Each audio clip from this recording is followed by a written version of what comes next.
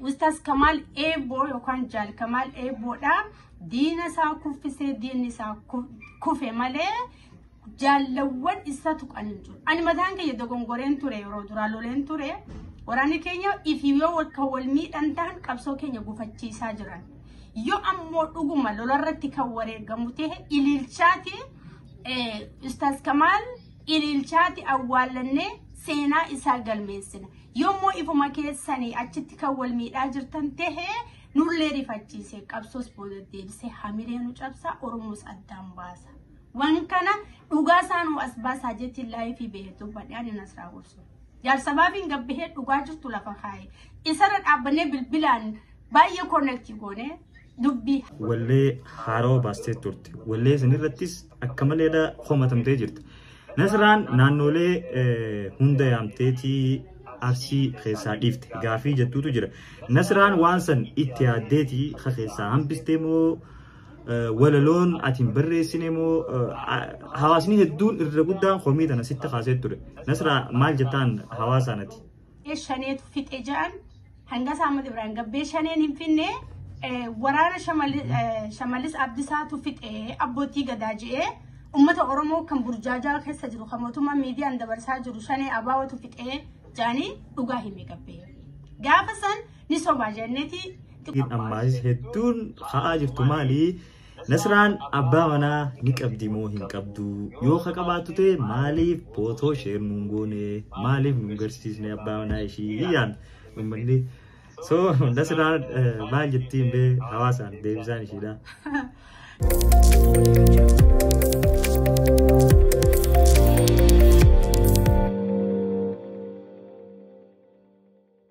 Assalamu alaikum warahmatullahi wabarakatuh. Bum bum bum bum. Ashama harkabune obboleeyya muslimaa kan kiristaanaa sabaan Oromoo taatanii saba biraa taatanii maatii keenya jalatti rakkamtan hundi keessanuu nageenyi Rabbii bikkuma jirtanitti isin bira haa gahu isiniin jecha. Egaa sagantaa tana isinirraa tursiisne hedduu dhiifamaa sagantaa beeksisa isinii maxxanseetiin ture. Sagantaan teenya tan arraa wallistuu aktiivistii akkasumas tiiktaakara nuti qabnu keessaa takka isheenis Nasraa Gursum yookiin wallistuu Nasraa Gursum jechuudhaan beekamti.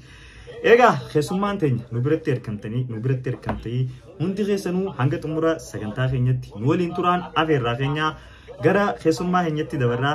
Nasraa assalamu alaikum warahmatullahi wabarakatuh. Durarratti yeroo tante aarsaa gootee sagantaa teenya irratti argamuu keetiif hedduu galatoomin siinjaa baga nagayaan dhufte. Wa alaikum salaam warahmatullahi wabarakatuh. Umarakum qabu naafeeruu keetiif faatis hedduu galatoomi baga nagayaan dhufte. Nufaadhu mee gama gaafiif deebii seenuu keenyan duratti Nasraan Gursum jechuun maal jechuudha? Nasraan ta'ee eenyuti? Eessa dhalatti? Ammoo eessa jiraatti mee Nasraa gaggabaabsinuu himi? Egaa Nasraa Gursum jechuun Nasraan tan Oromooti. Oromoo irraa dhalatte abbaan kiyya maqaan isaa Muhammad Abdii Zaamaa. Egaa bakki inni lammaan jiraadhu Awurooppaan jira. Awurooppaa keessa biyya Jarmaniin jira.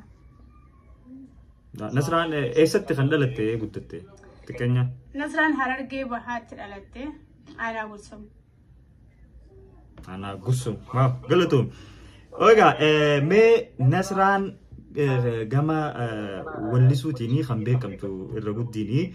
Nasraan gama artii kana mee akkamitti seenuu dandeettii artiidhaa xiqqeenyarraa qabdi moo eefa jiruu baqattummaa eegaltee jalqabde waa'ee artii kana mee?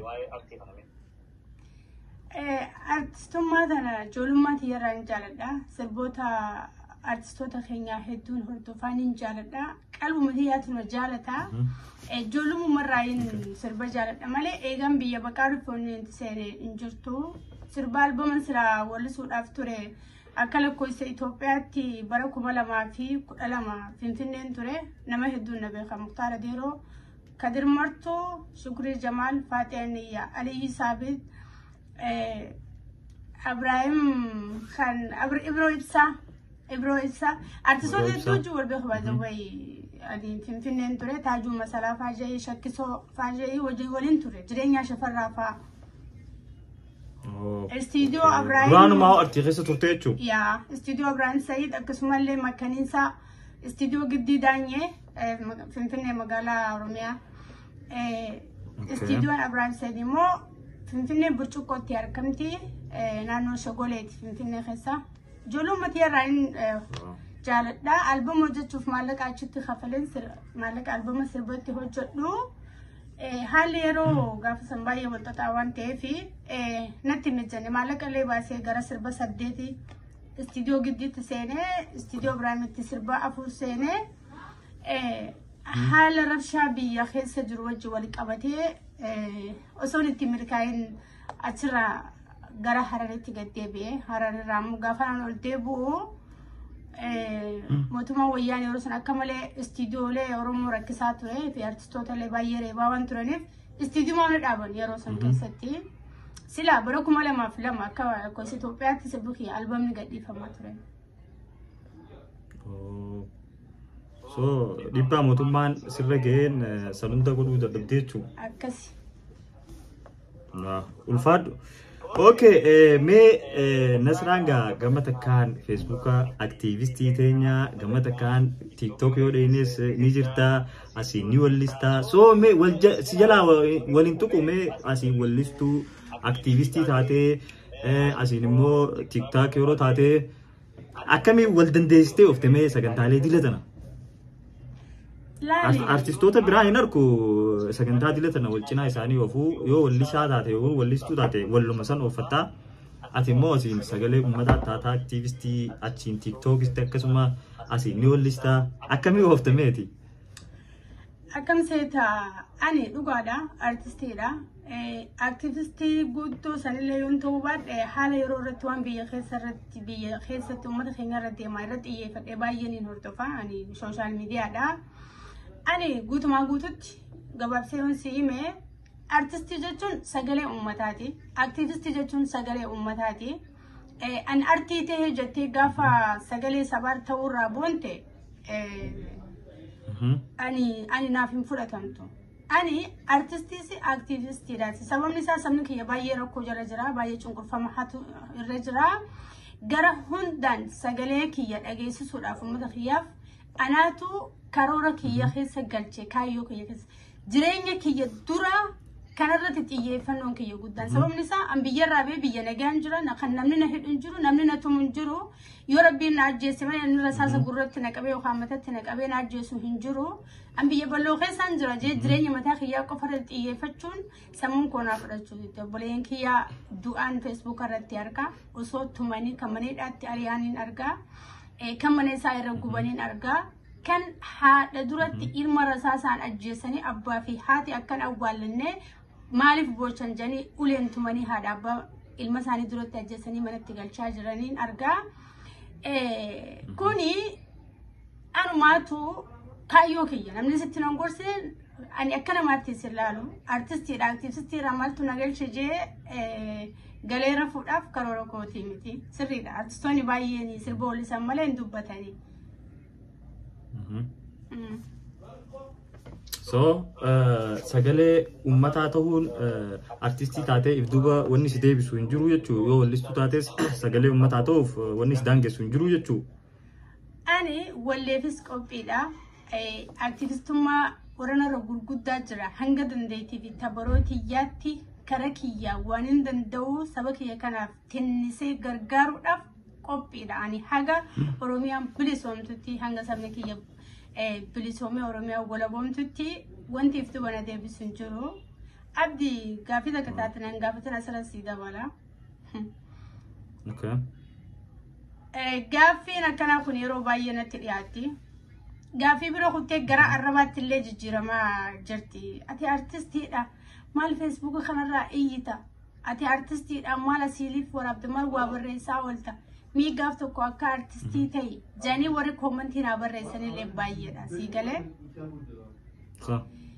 ammoo laali artistiin uummataaf hin dubbatu kiyyoonni jee hin jiru kiyyoota jalatti barreeffamee lafa kaayame hin jiru sii galee artistiin sagalee uummataati sirba wallistee qofa shamisa kaawaa godhattee deemamu sirba amatatti baastu yookaan amata lama keessaa yeroo tokko baastu jechuudha. Amata lama kana keessatti miizaanii waa meeqaatu badaa lubbuu meeqaatu du'a qabeenya meeqaatu nurraa kasaarama jechuudha.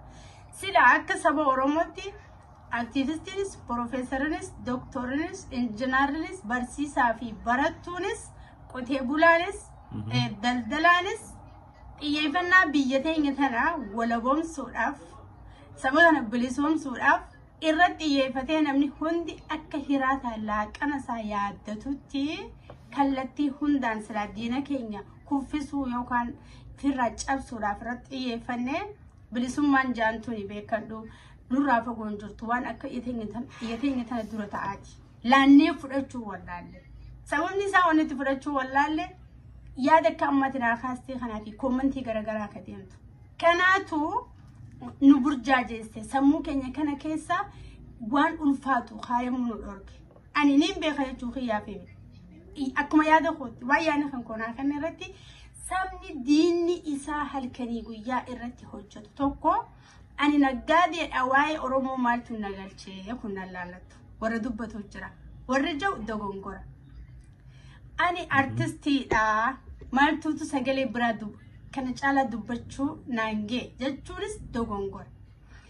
Warri naggaadotaati hundumattuu hojii takkaan qabaa kalamaffaa hin dabaladhu jechuun kuni kana kan nu cabse.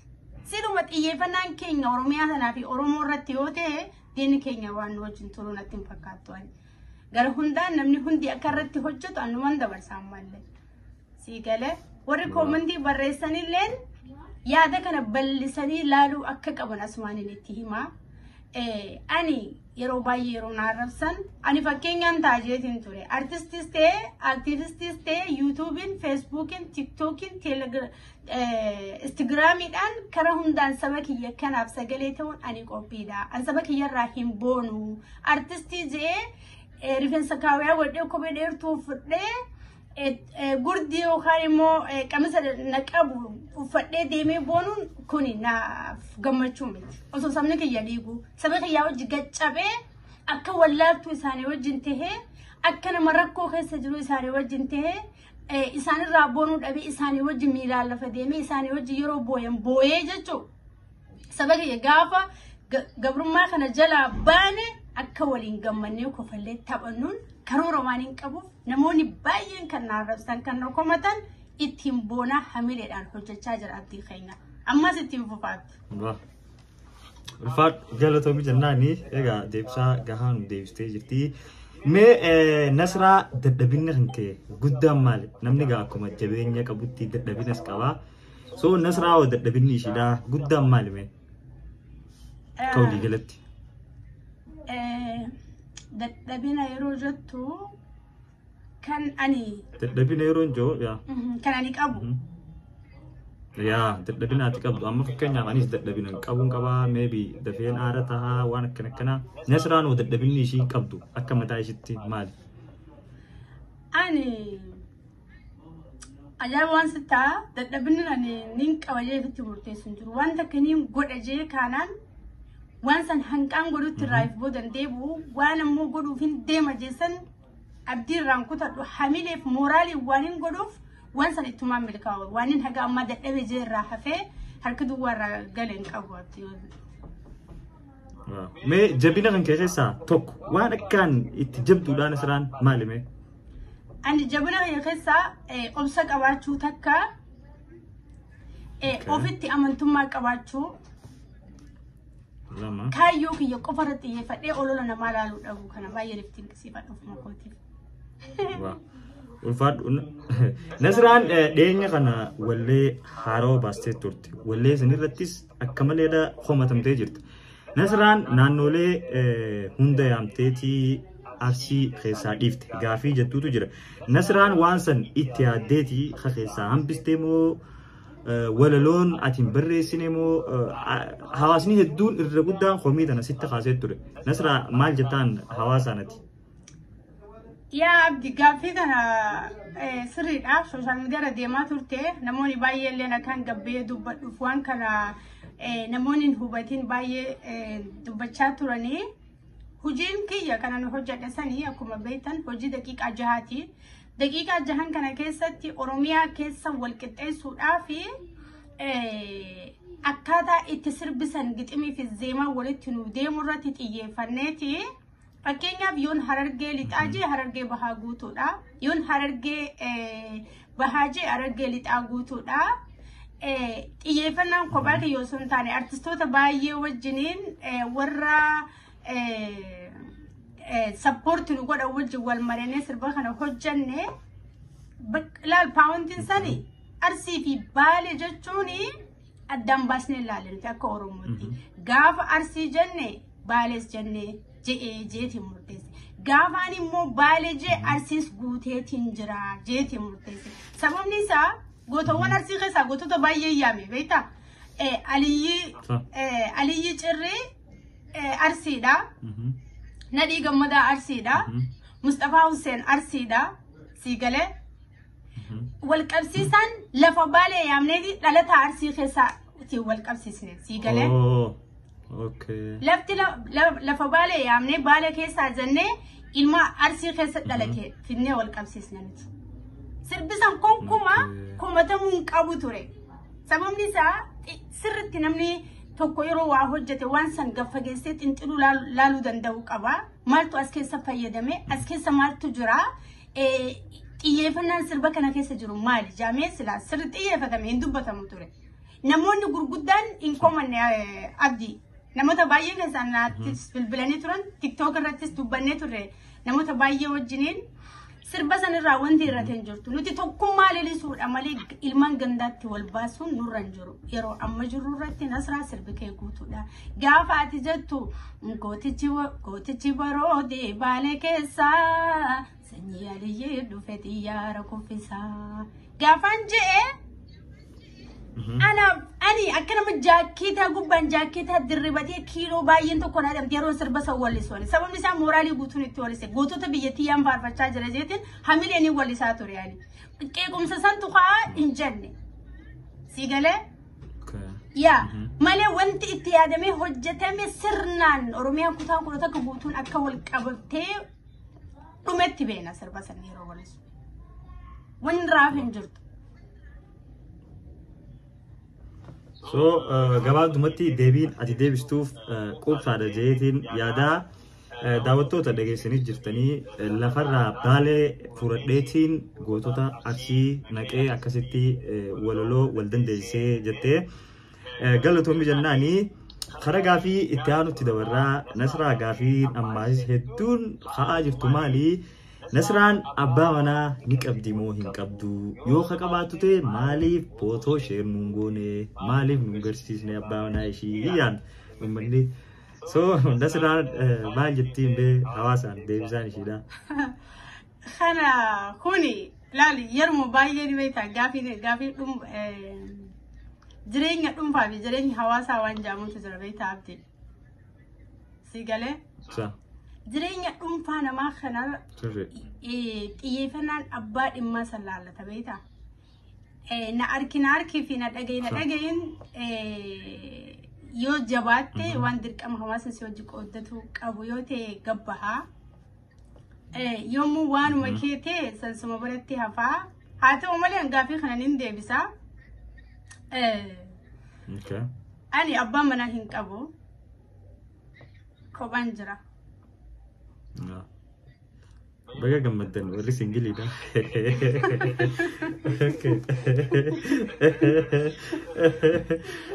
Kanuma barbaaddanii isinuu deemsa akkanaa feetan. Galatoomi mee Nasraa waan lama waan namni sirraa jibbuu fi akkasumas waan lama waan namni sirraa jaalatu nuuf himi. Beeta fadii namaa tuni namni hundi amala garagaraa qaba. Amma waan ati narraa jaalattu nama narraa hin jaalanne jira. Fadii uummataa sanaan ibsuudhaaf koomentii baay'ee yeroo dubbisu waan tokko waan naa galullee numa jira. Laali namni kuni waa hedduu sirraa jibba. Takka yoo safuu cabsite hin jaalatu sabni Oromoo kuni. Lammaffaa yoo saba kana gante hin jaalatu sabni kuni. Sadaffaa immoo yoo ati nama kalee kaayyoo dhugaa qabu taatee guyyaa keessaa kaayyoo ta'e tana gara biraatti jijjiirtee afaan kee kuni bakka lamatti gaafa adda bahan sabni kun akka nama du'ee jiruun si awwaalettis fudhata. Ani waan kana hunda irraa qabeetiin jira wa'ada seeneetiin jira sabni kun waan irraa jibbu ni arga jee yaaduwan. Mee waan sirraa kan jaalatanoo lama nuyi mun dandeessaa waan hawaasni hedduu sirraa jaalatu. Yaa hawaasni xiyyaa takka qabsoo xiyyaa ni jaalatanii akkaataadhaanii miira keessa galee dhimma Oromoo irratti xiyyeeffadhee dubbadhu. Lammaffaa ani intala Oromoo ta'uudhaaf baay'ee natti gammadu sabni Oromoo. Mee osoonii fi Nasraan wallistuu ta'uu baatte maal taati turte mee Nasraan? Nasraan silaa wallistuu ta'uu baatte akkuma nama tokkotti jiraatti akkamitti jiraatti seeti. Akkuma nama takkaatti jiraadha malee fadhiif kaayyoon hedduu ani jaaladhu ture wallee tana ijoollummaa irraa kan ani sammuutti qabadee ittiin guddadhe. Ammoo gaayuu silaa sirba kanan baasne akkuman amma jiru hawaasa kootii wajjin rakkoo bal'oo qooddachaa tuma jireenya isaa hordofuu taatee jiraatti. Mee Nasraa akka wallistuu takkatti dadhabinni artistoonni Oromoo qaban maali mee yeroo nuyi wallistuu keessaaif achi baastee akka hawaasatti teessee daawwattu dadhabinni wallistoonni qaban maali mee fi akkasumas dadhabinni hawaasni artistootaaf godhuu dhabanii qaban gama kanaan hawaasaatu dadhabina qabaa artistoota irratti jettee yaaddu lamaan kana mee nuuf himi. Okay, gabaabseen siimaa abduu keenya. Dadhabinni artistoonni qabu artistoonni keenya dadhabinni inni qabu guddaan waliin gargaaran sirriitti wal bira hin dhaabbatan. Kuni gaafa sila artistiin tokko sirba gadhiise wallisaan hundi xiyyeeffannaa keessa galchee gaafa artiin tokko sirba dalage sirba san beeksisuudhaaf kallattii hundaan irratti carraaqee artii bira dhaabbachuu qaba. Fakkeenyaaf yoo rakkaatee Nasraan sirba tokko gadhiiste artistiin Oromoo qabdu hundinuu sirba san sappoorti godhee gaafa inni gara sooshaal miidiyaa peejii qabu miidiyaa qabu irratti akka malee waan danda'u gubbatti barreessee gadhiisu hawaasni sirriitti bayyanatee waan san irratti fookus godhee xiyyeeffata. Artistoota gurguddaan itti xixiqqaanu jechuudha. Gamtaan artistoota keenyaa baay'ee jabaatee wal qabatee waliin socho'an jiru. Hangafni artistoota hawaasni badiin qabu. Egaa dhimma artistoota dubbadhee boodaan gara hawaasaatti dabra. Artistootaatu wal qaqqaba yookaan wal laaffisaa fi hawaasni kun isaan quban qaban. Artistoonni jaarmee cimaa qabaatanii wal qunnamtii cimtuu qabaatanii hojii xiqqaa fi guddaan hojjete irratti wal cinaa yoo dhaabbatan hawaasni sirrii bayyanateeti isaanis bifa saniin socho'anii jechuudha. Artistii jechuun daawwitii hawaasaa keessatti ilaala. Waan kana ta'eef gaafa isaan sirba hojjetan biyoon uummata biraan gahu. Artistiin tokko gaafa sirba hojjetu uummata hunda biraan gahu. Uummata hunda biratti gahu sheerii godhamuudhaan dhaggeeffatamuudhaan haasawamee walitti himamuudhaan kan artistiin tokko gaafa sirba gadhiise hawaasa biratti ittiin gahuu danda'u. Si galee gaafa sheeriin qabne laayikiin qabne gaafa dhaggeeffatamne biyoon hin deemtu. YouTube'n irra beektaa. Sirbi tokko yeroo YouTube'tti namni baay'een dhaggeeffata YouTube'n ifiif raabsa ni beektaa miti abdiin. Ni raabsa. YouTube'n ni raabsa. Yommuu sirbi san sheer godhamee dhaggeeffatamuu baate YouTube'leen akkuma hawaasa ilaalu sanitti ilaala bara. Akkasii mee? Rakkoon artii fi hawaasa biraas jirti. Gabaabdumatti artistii Oromoo guddaan ani guddaa jeeboonuun qabu xiqqaa lafaa dhufaa jiru jabeeffatee akka guddatu gochaa hojii inni hojjete hawaasa isaatiif qooddachaa maqaa artistii guddaan amma jiru qabu artistiin xiqqaan kun akka irraa dhaalee dhaloonni kanaaf seenatti hafaa akka deemtuuf artistoonni artistiin kun xiqqaa jee xiqqeessoo osoo hin qabne guddifatee qabachuu qaba artistiin Oromoo jechuudha.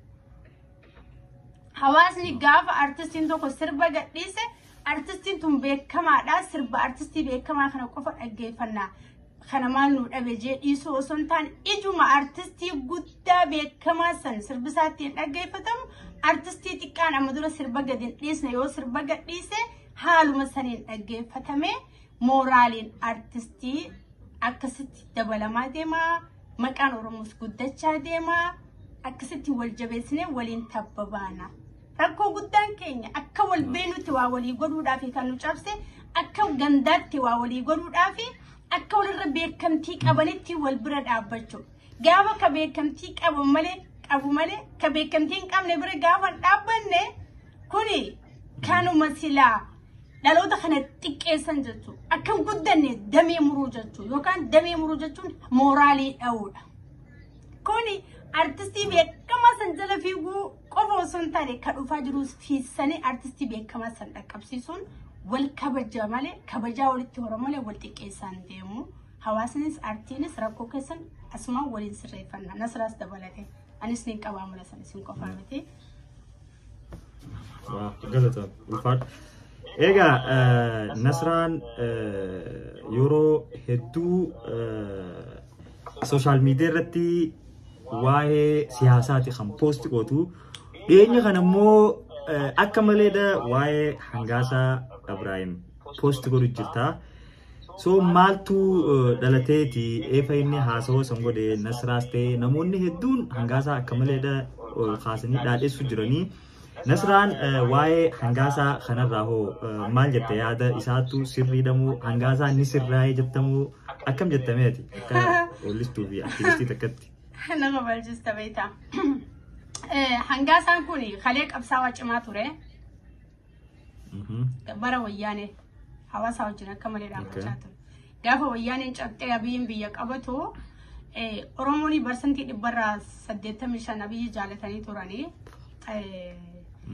inni achirra dhaabbatee abiyyi kana deeggaraan ture yeroo sanatti abiyyi qeeqaas ture yeroo tokkos yaadasaa sappoortii godhaa yeroo tokkos ni qeeqaa sirriitti abiyyi kana sappoortii godhaan ture lakkuma deemaa dhufuun hangaasaanii gaafa jawaarfaan paartii miseensummaa keessaa bahee gara paartii kaafaawatti ida'amee biyyatti galu hangaasaan qeequmsa Jawaar Mohammadii fi ummata Shanee Abaawoo jee ummata Oromoo irratti baay'ee ummata garaa balleessaa turelleedha yeroo san baay'ee dogongora guddaa hojjete ani akka Nasraa Gursumitti adda durummaan namni hangaasaa Ahmad Ibrahim qeeqeellee hin jiru narraa akka shamaraatti baay'een qeeqaa ture wanni yeroo san jechaa ture Jawaar Mohammad girrisaan si maraachuuf deema girrisaa jalan fiigin abiyyiin kuni namicha Oromoo dhiisuu deemte Oromoo hidhaafis ajjeechaafis abiyyi nan takkaafif duubarraan deebi'u ati eega biyya kanatti galteefu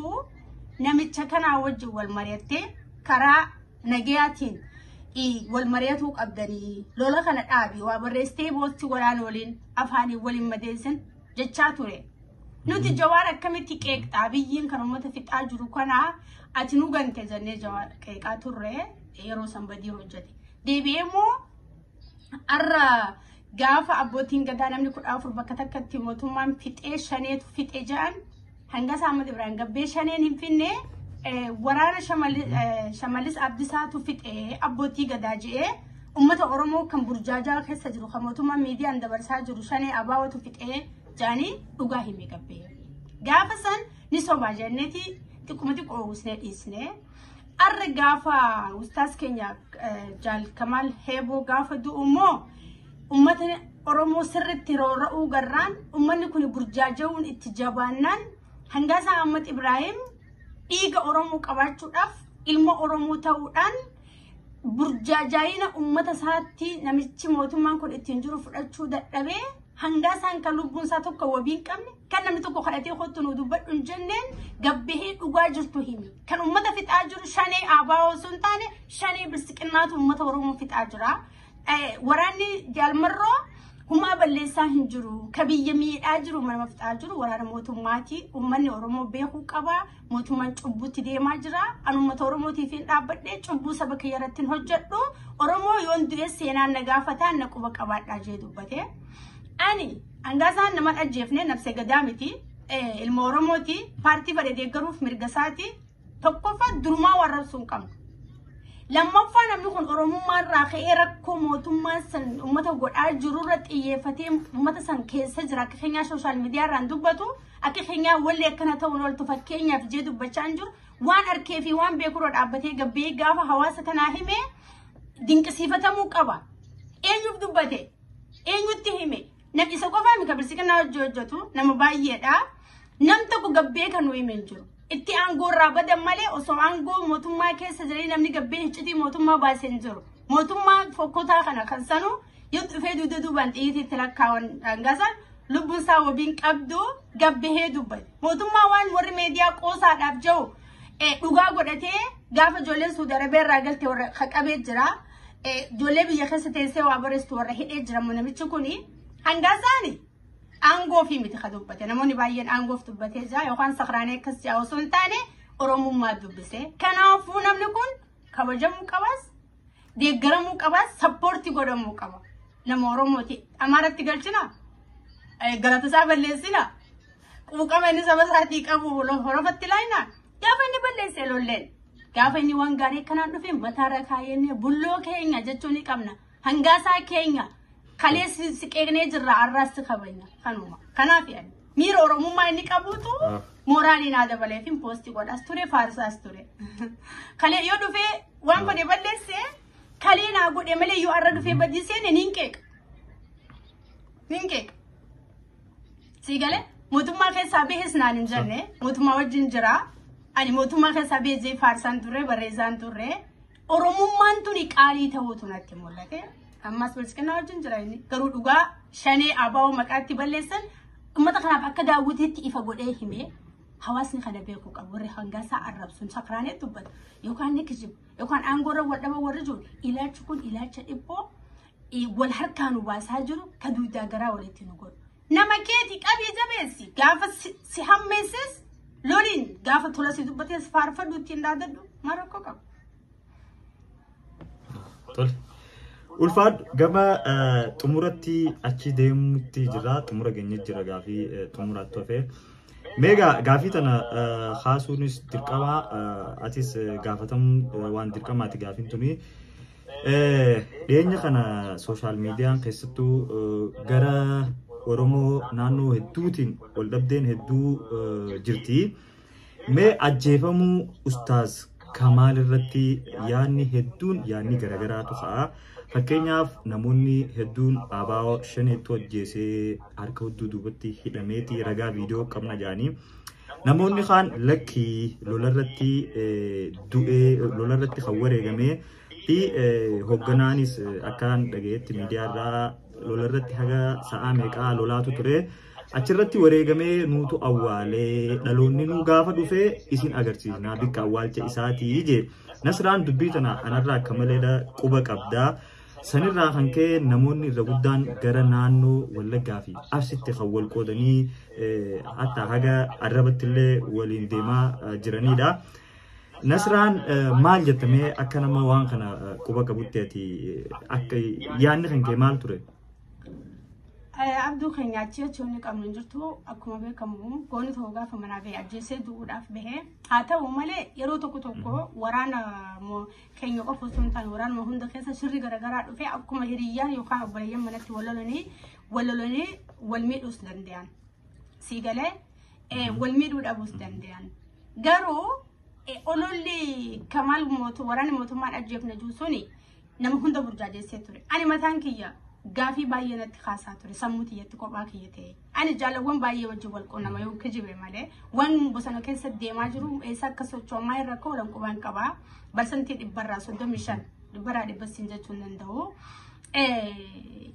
ololli isaanii olola kashlabbee nutti fittee malee jaal Kamaal heeboo gootni kufee akka kuffise jaalawwan biraa maddi oduu qabatamaa nu dhufee jira. Warri shira san hojjate akka Oromoon addaan cabxuu fi akka waraanni bilisummaa Oromoo jibbamuuf akka Oromoon kutaadhaan addaan baatuuf itti yaadamee namoonni qophaa'an namoonni muraasni yaada kana akka cunfanii fidanii akkaataa hawaasni dhuga jeetti fudhatutti akka dubbatanitti itti yaadanii dhufanii waan meediyaatti gabbaasaniif hawaasni keenya burjaajaa'e malee Ustaaz Kamaal eeboo yookaan jaal Kamaal eeboodha diina isaa kuffisee diinni isaa kufe malee jaalawwan isa tuqan jiru. Ani mataan kiyya dogongoreen ture yeroo duraa loleen ture waraanni keenya ifiyoo wal miidhan ta'an qabsoo keenya gufachiisaa jiran. Yoo ammoo dhuguma lolarratti kan wareegamu ta'e ililchaati Ustaaz Kamaal ililchaati awwaalannee seenaa isaa galmeessina. Yoommoo ifuma keessanii achitti kan wal miidhaa jirtan ta'e nullee rifachiisee qabsoos booda deebisee hamilee nu cabsaa Oromoos addaan baasa. Waan kana dhugaa isaanuu as baasaa jetti laayifii beektu badhaadhi Nasraa Gorsu. Jaalsabaabiin gabbihee dhugaa jirtu lafa kaa'e. Isarra dhaabbannee bilbilaan baay'ee connect goone dubbii haqa dhugaa jiru. Jalkamal kuffisee kufe waan ta'eef burjaajaayina kana dhiisanii kun olola diinaati waraana bilisummaa Oromoo maqaa balleessuuf yookaan immoo mataan balleessuuf waan qophaa'eedha yookaan Oromoo kutaan addan baasuudhaaf akka ta'e uummanni Oromoo hubatee goota keenya Kamaal Heebbootiif guyyaa inni du'e baatii inni itti du'e bara inni itti du'e eessatti akka wareegame seenaa isaa barreessuu nurra jira. Kana keessa akka seenaa isaa hin irraanfanne arraas gootaa goonni biraas ni kufaa ni kuffisa. Jaalmarroon arraa yoo kufa ilmaan isaatu qabsoo lafaa fuudha. Sireerra hin jiranii sibiila uffatee hin jiru. Kanuma goonni kufee kuffisuuf qabe seenaan isaa qofa galmaa'u. Ulfaat egaa qabsaa'ota bosonaa tokko quban qabaa jettee akka gaafileen hawaasarraa akka malee ho'utti jiru immoo maaliif nu beeksisuu dhabanii yoo kan wareegamu ta'e guyyoota hedduu lakkoofsisee Ustaaz Kamaal immoo nama sooshaal miidiyaa waan ta'eef gaafa kara waraanaa deemus beeksisee deeme waan ta'eef du'a jaalmooyitu hin dhageenye ture nuti amma dhageenye sanirraan Ustaaz Kamaal itti dabalamee seera waraanaa keessatti yeroo fi qabsaa'aa wareegamee ni beeksifamu moo hin beeksifamuudha yoo kan beeksifamu ta'e maaliif nu beeksisuu dhabanii santu akka malee nu burjaajessee bikka san addanuuf maaliif hin baasnee jaaniiti so ati waan kana waan quba qabdu natti fakkaata yaada kanarratti maal jetta waan hin quba qabu sun taane waan itti guddadhe waan kaayyoo haadhaaf abbaan kiyya keessa turanidha kaayyoo waraana bilisummaa Oromoo sirriitti hin beeka abbootiin adeeraan itti dhabee sumaan itti dhabee abbaa kootutti miidhamee ummatootatti fayyaa dhabee gaammaatti seera waraana bilisummaa Oromoo keessatti kan kufe hin himamu seenaatu galmaa'u malee. Ustaaz Kamaal Heebboo dhigaa beekama uummata biratti wanti hin himamneef takka diinni akka hin gammanne takka jedhe lammaffaa mooraa faamilii isaa mooraaliin akka hin cabne sadaffaa dhaloonni amma lafaa dhufaa jiru kan hidhatee gara hidhannoodhaatiif biyya isaa bilisoomsuudhaaf qophaa'aa jiru kuni abaluutti gucaan qaamaa surjaa ni rifataa karaa xiyyeeffata sanirraa akka waan booda deebi'uutti dhufa waan ta'eef gootummaadhaaf kuni kaayyoo gootoonni barreessan gootonni waraanni bilisummaa Oromoo mooraalii hawaasaa tuquudhaaf hin beekamne mooraalii hawaasaa guddisuudhaaf mirga hawaasaa kabachiisuudhaaf waan bahaniif kan du'e kana hawaasaatti manii rifachiisuu hin barbaadan diina gammachiisuu waan hin barbaanneef kanaaf hin himamne. Okay. Gara xumura sagantaa keenyatti deemaa jirra. Kabajamtootaaf daawwattoota keenya gaafilee gaafatamtee Nasraan hunda akka seeraan deebistee abdii qabna. Egaan kan nu daawwachaa turtan sagantaa gaafiif deebii abdee fi artist Nasraa Gursumii dhumarratti sagantaa xumuruu keenyaan duratti Nasraan hawaasaan waan jettu yoo kan qabaattu ta'e ergaas ta'ee gaafis ta'ee yoo kan qabaattu ta'e carraa ishiif kanneetiin akkasitti sagantaa keenya xumurraa nu waliin tura mee Nasraa carraa siifin kanna gaafii yaada yooni fi kan hawaasaaf qabdu ta'e waan jechuu qabdu jeetii karaa xumuraa deemnaa jechuudha. Ayetole hawaasa kiyya uummata Oromootiif dhaamsiin ani qabu gandaa wal baasuu dhabu wal xiqqeessuu dhabu kutaa wal qoqqooduu dhabu tokkummaa irratti xiyyeeffachuu carraa nuti qabnu waraana bilisummaa Oromoo qofa waan ta'eef waraana bilisummaa Oromoo bira dhaabbachuu diina keenya kuffisnee Oromiyaa walaboomsuu Oromoo bilisoomsuu tokkummaa keenya jabeessuu kanarratti xiyyeeffachuu qabna waraana bilisummaa Oromoo bira dhaabbadhaa Oromoo carraa biraan qabdan kan nu baasu isaan warra nu ganne warra nu biraan deemne warra nu bitamne warra nu gurguramne woboo galatooma. Ulfaat kabajamtootaaf daawwattoota keenya bakkuma jirtanitti nageenyi rabbiitii isin bira haa ga'u isin jecha egaa sagantaa tana akka waa hedduu irraa barattan abdii qabnaa hanga sagantaa birootii walitti deebinutti nagaan nu tura. Wassalaamu alaikum wa rahmatullahi wa barakaatuh. Bye.